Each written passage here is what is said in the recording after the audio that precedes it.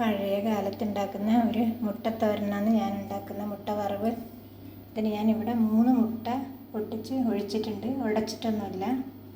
പിന്നെ വേണ്ടത് വലിയ ഉള്ളിൻ്റെ ഒരു പകുതി എടുത്തിട്ടുണ്ട്, കറിവേപ്പില, പച്ചമുളക് ഞാൻ എടുത്തിന്, കാന്താരി ആയാലും ചേർക്കാം, കുറച്ച് ഇഞ്ചി, ഒരു ഉണക്കമുളക്, എരിവിന് ആവശ്യമുള്ള പച്ചമുളക് ഉണക്കമുളക് ചേർത്ത് കൊടുക്കാം. പിന്നെ കുറച്ച് 1/4 ടീസ്പൂണിൽ കുറവ് മഞ്ഞൾപ്പൊടി, പിന്നെ കുറച്ച് ഉപ്പ്,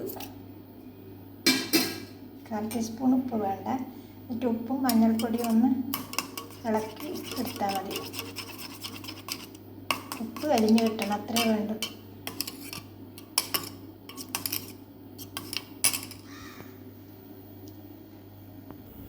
ചീനച്ചട്ടി അടുപ്പത്ത് വെച്ചിട്ടുണ്ട്. വെളിച്ചെണ്ണ ഒരു 2 ടീസ്പൂൺ ഒഴിച്ച് കൊടുക്കാം.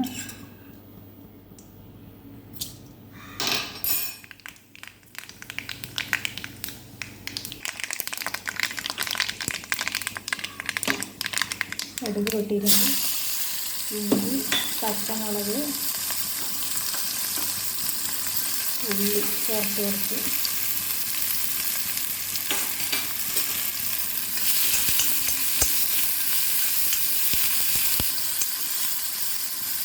നന്നായി ഇളക്കി കൊടുക്കാം. ഉള്ളി പാകത്തിന് ചുവന്ന് വന്നിട്ടുണ്ട്. കറിവേപ്പില ഉണക്കമുളകും ചേർത്ത് കൊടുത്ത്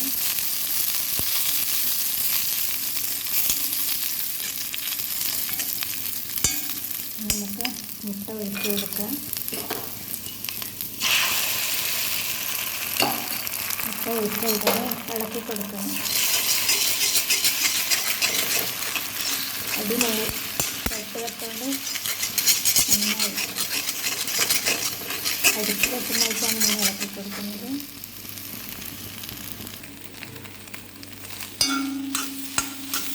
അപ്പോൾ നന്നായിട്ട് ഫ്രൈ ആയി വന്നിട്ടുണ്ട്. അതിന് കുറച്ച് കുരുമുളക് ചേർത്ത് കൊടുക്കുന്നുണ്ട്.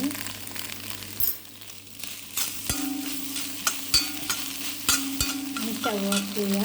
നമ്മുടെ മുട്ടത്തോര റെഡിയായി. വേണമെങ്കിൽ തേങ്ങ ചേർത്തും ഉണ്ടാക്കാൻ, ഞാൻ തേങ്ങ ചേർക്കുന്നില്ല.